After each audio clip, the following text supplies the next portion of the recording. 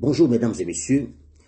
Avant d'entrer dans le vif du sujet, souffrez que le croyant que je suis puisse expliquer le sens de mon acharnement à défendre la vérité.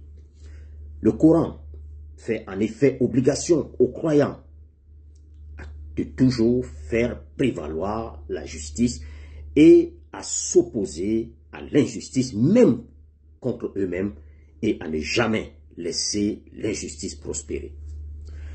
Dans le Saint-Coran, notamment dans la sourate Les femmes, il est notamment écrit, et je cite, « Ô les croyants, observez strictement la justice et soyez des témoins véridiques pour Allah, fût-ce contre vous-même, contre vos pères et mères ou proches parents.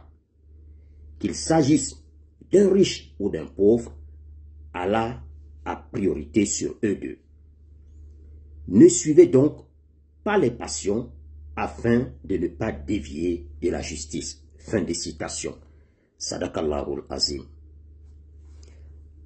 Pour revenir à l'affaire Komé Bakari, je voudrais préciser d'entrée que cet homme est en litige avec 5 individus.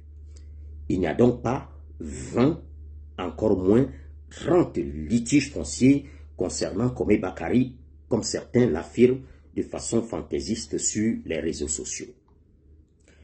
Hier dimanche 23 février 2025, un groupe de notables du quartier Djorobité a confirmé au cours d'une conférence de presse à Abidjan que M. Komé Bakari était bel et bien dans l'ancien guide villageois en tant que propriétaire des lots contestés.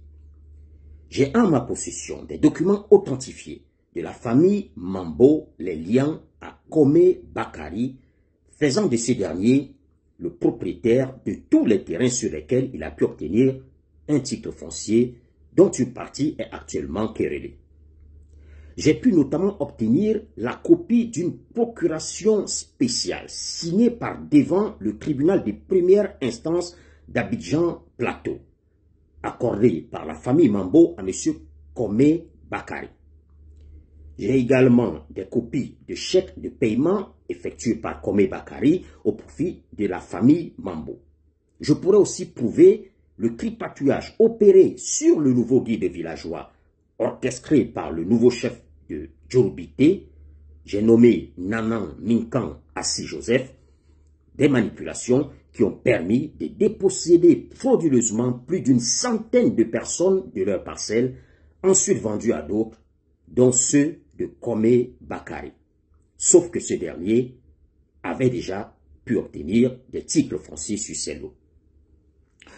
Notons par ailleurs que le nommé Keita Setafa, dont on dit qu'il aurait finalement cédé le terrain litigieux à Dame Traoré, a été interpellé en 2024 et inculpé pour faux et usage de faux dans le cadre du litige autour de ce terrain. L'homme a notamment fait des aveux très intéressants dans ses différentes auditions, que ce soit à la police comme devant la juge d'instruction du premier cabinet qu'il a inculpé avant de le laisser en liberté sous contrôle judiciaire. Pour être plus clair à ce niveau, M. Keita ne pouvait donc céder à Dame Traoré un terrain dont il n'était pas le propriétaire. Il a d'ailleurs reconnu sur plusieurs procès-verbaux ne pas en être propriétaire. Quant au nommé Niamini, dont Dame Traoré affirme qu'il lui avait une première fois vendu ce même lot et qui est décédé entre-temps, il ne pouvait détenir de droit dessus et j'ai des documents qui le prouvent. Je publierai tous ces éléments dans mon article à l'issue de mon enquête sur cette affaire. L'imam Sissé, l'autre plaignant, qui revendique une autre parcelle dans le même quartier sur lequel Komé Bakari détient un titre de propriété, ce dernier, cet imam, est lui aussi victime des mêmes pratiques frauduleuses qui ont consisté à vendre à d'autres des terrains déjà cédés à Komé Bakari, sur lesquels, comme je l'ai dit par ailleurs, il dispose même des titres fonciers. Comme on le voit, certains qui s'agitent sur ce dossier Komé Bakari vont sortir de ces dossiers couverts d'opprobre et de honte. et ce ne serait pas moi. Inch'Allah. Je voudrais, avant de terminer, rappeler à nouveau aux Ivoiriens de nous méfier de ceux qui font de la récupération politique.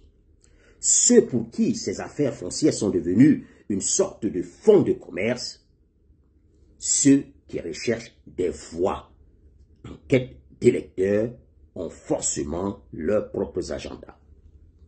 Pour ce qui me concerne, je ne suis pas un politicien, je ne suis qu'un journaliste et par-dessus tout, j'ai la peur de Dieu, Allah subhanahu wa ta'ala.